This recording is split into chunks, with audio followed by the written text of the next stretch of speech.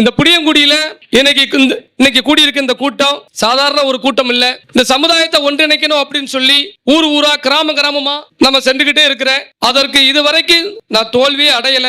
எல்லா இடத்திலுமே வெற்றியோட தான் இருக்கிறேன். அதுவும் பெண்கள் எல்லாருமே எப்படியாவது எசகிராஜா தேவரை கூட்டு வந்து நம்ம ஊர்ல பேச வைக்கணும் அப்படின்னு சொல்லி இன்னைக்கு எண்ணற்ற கிராமங்கள்ல இருந்து அழைப்பு வந்துகிட்டே இருக்கு. அதை நினைச்சு நான் மிகவும் பெருமை அடைகிறேன்.